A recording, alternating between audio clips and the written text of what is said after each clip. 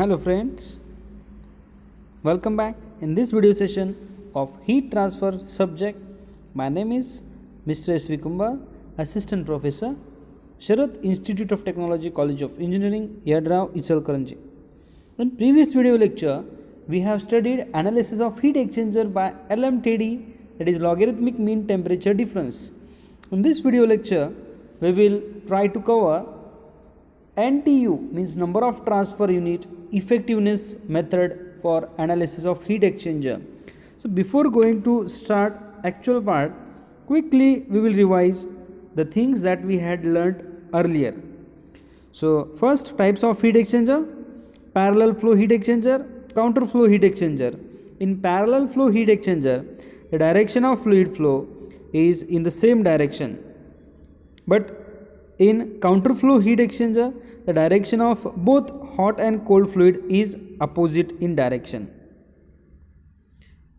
So compact heat exchanger, in earlier video lecture we have studied compact heat exchanger, which has large transfer surface area per unit volume, which is required for car radiator, human lung, etc. Cross flow heat exchanger is that where two fluids usually move perpendicular to each other. For example, a radiator, automobile radiator, then domestic refrigerator. Here the figure shows one fluid mixed, one fluid unmixed. Shell and tube heat exchanger, which is most commonly used in industrial application, and this shell and tube heat exchanger contain large number of tubes, that is bundles of tube, packed in a shell with their axis parallel to that of shell. Heat transfer takes place as one fluid flows inside tube while other fluid flows outside the tube through the shell. Shell tube heat exchangers are further classified according to the number of shells and tubes passed. Regenerators and recuperators. Regenerator heat exchanger involves the alternate passage of hot and cold fluid streams through the same flow area.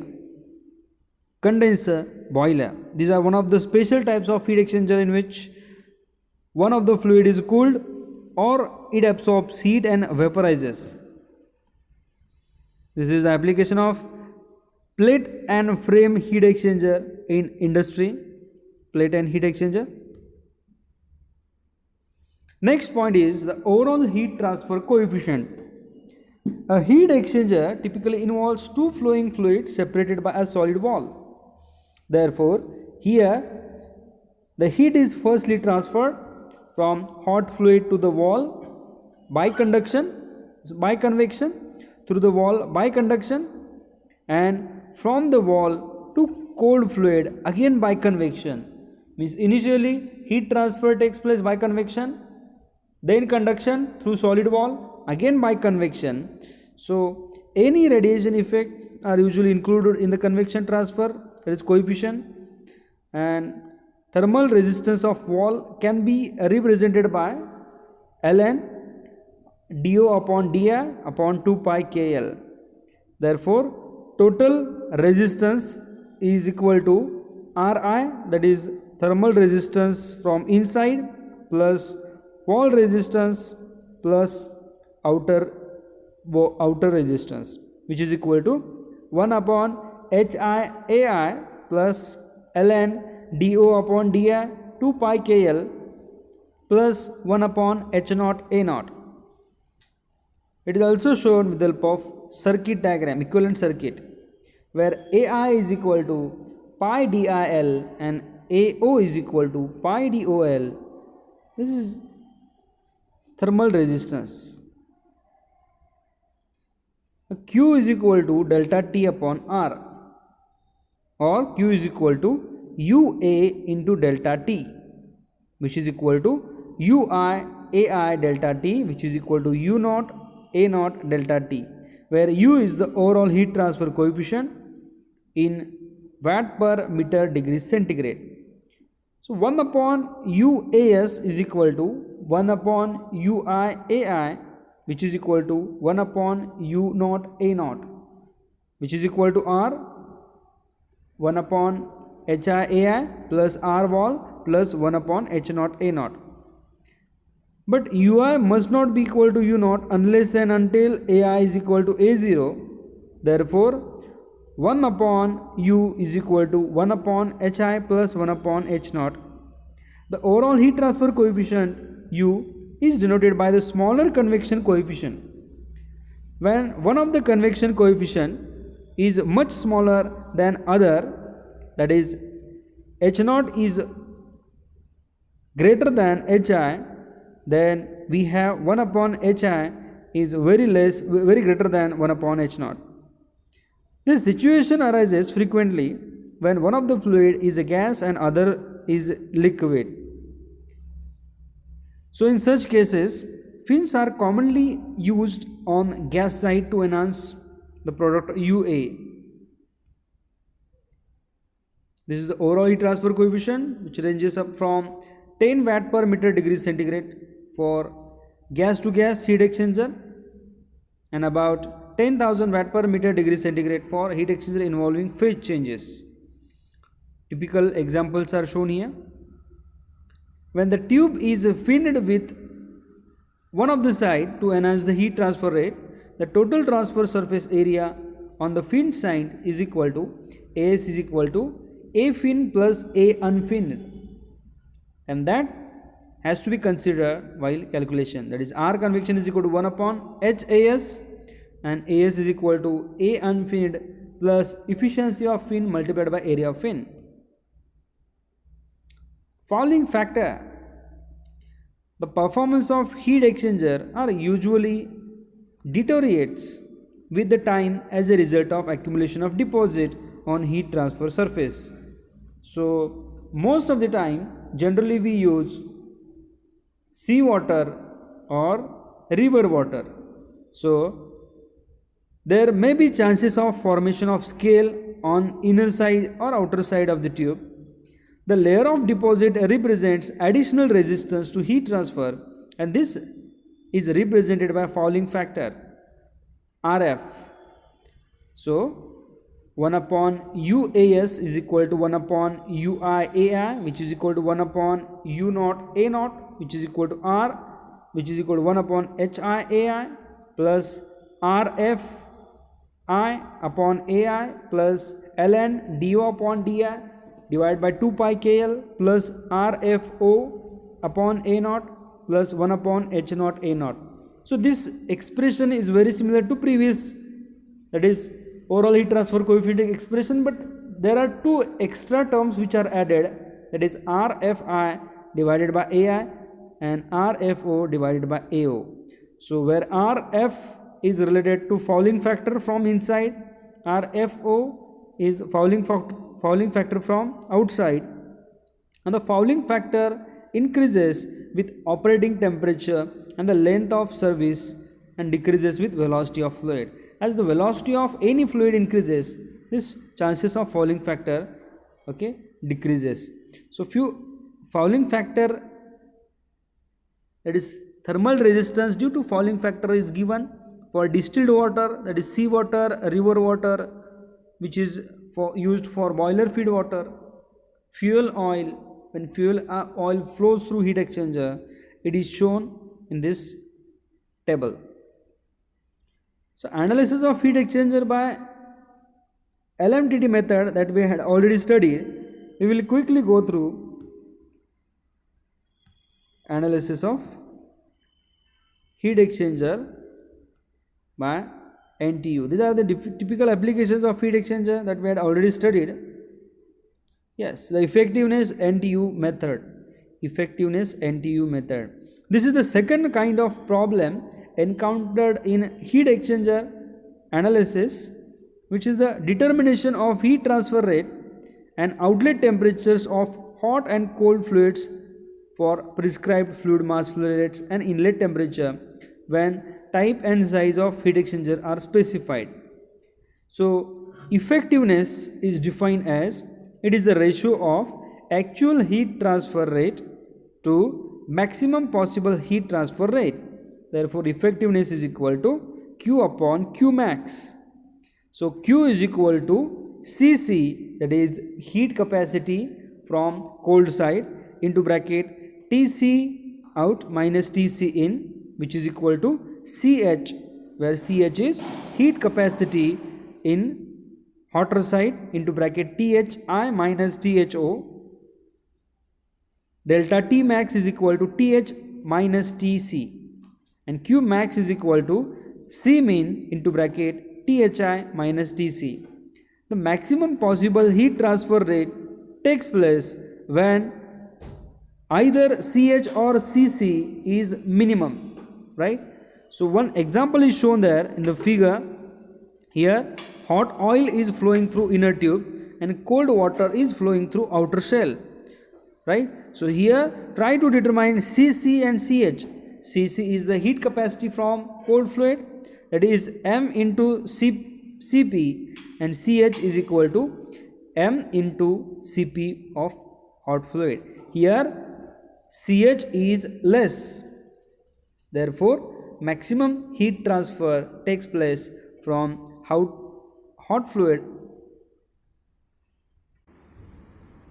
So maximum heat transfer takes place from hot fluid to cold fluid.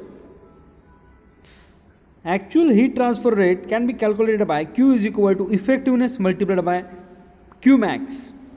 Therefore Q is equal to effectiveness into C min Thi minus Tc. But if Cc is equal to C min, then effectiveness is equal to Q upon Q max Cc Tco minus Tci divided by Cc Thi minus Tc, which is nothing but Tco minus Tci upon Thi minus Tci. But if Ch is equal to C min, then effectiveness is equal to Q upon Q max, which is equal to Ch into bracket Thi minus Tho divided by Ch Thi minus Tc. It is nothing but Tho minus Thi divided by Thi minus Tci. The effectiveness of a heat exchanger depends on the geometry of heat exchanger as well as the flow arrangement. That is, Tho is equal to Thi minus Cc upon Ch, Tc minus Tci, ln Thi minus Tci plus Tci minus Tco minus Cc upon Ch into bracket Tco minus Tci divided by Thi minus Tci is equal to minus Uas upon Cc into bracket 1 plus Cc upon Ch. On solving this, we will get ln into bracket 1 minus 1 plus Cc upon Ch into bracket Tco minus Tci divided by Thi minus Tc, which is equal to minus Uas divided by Cc plus 1 plus Cc upon Ch. From the definition of effectiveness, we have effectiveness is equal to Q upon Q max, which is equal to Cc Tco minus Tci divided by C min Thi minus Tci, which gives us Tco minus Tci upon Thi minus Tc is equal to effectiveness into C min upon Cc. On putting this value in above equation, we will get, if it is a parallel flow, effectiveness for parallel flow is equal to 1 minus exponential of minus Uas upon Cc into bracket 1 plus Cc upon Ch divided by 1 plus Cc upon Ch into C min upon Cc. So this is the effectiveness method for parallel flow heat exchanger. So effectiveness for parallel flow heat exchanger is equal to 1 minus exponential of into bracket minus Uas C min into bracket 1 plus C min upon C max into bracket 1 plus C min upon C max. So effectiveness relation of heat exchangers typically involve dimensionless group UA upon C min. You might have seen this in this derivation, UA upon C min, right? So This UA upon C mean is known as number of transfer units NTU. So NTU is equal to U, that is overall heat transfer coefficient, multiplied by surface area divided by C mean, and C mean is chosen on the basis of product of M into Cp of hot fluid or cold fluid. Identify whichever is minimum and choose it for NTU. This NTU is equal to U into AS upon MCP minimum, and C is equal to C min upon C max. For specified value of U and C min, the value of number of transfer unit is a measure of surface area. Thus, the larger the NTU, larger the heat transfer rate. The effectiveness of heat exchanger is a function of number of transfer units and capacity ratio. Therefore, effectiveness is a function of U into AS upon C min and C min upon C max, which is known as capacity ratio. That's why effectiveness is a function of NTU and capacity ratio. So these are some observations from effectiveness relation and chart. The first observation is the value of effectiveness ranges from 0 to 1. It increases rapidly with NTU for small values, that is up to 1.5, but it slows down for larger values. Therefore, the use of heat exchanger with a large NTU, which is more than 3, and large size cannot be justified economically. Hence, large increase in NTU in such cases corresponds to small increase in effectiveness. Second observation is that for NTU and capacity ratio C, that is C min upon C max, the counterflow heat exchanger has highest effectiveness, followed close to cross flow heat exchanger with both fluids unmixed. The lowest effectiveness value are encountered in parallel flow heat exchanger. That's why we are generally used cross flow or counterflow heat exchanger in most of the industry. Third observation is related to effectiveness. The effectiveness of heat exchanger is independent of the capacity ratio of NTU, which is values less than 0.3. The value of capacity ratio C ranges between 0 to 1. For a given NTU, the effectiveness becomes maximum when capacity ratio C is equal to 0. The best example is boiler and condenser. But when the C is equal to 1, condition that capacity ratio effectiveness becomes minimum when heat capacity rates of two fluids are equal.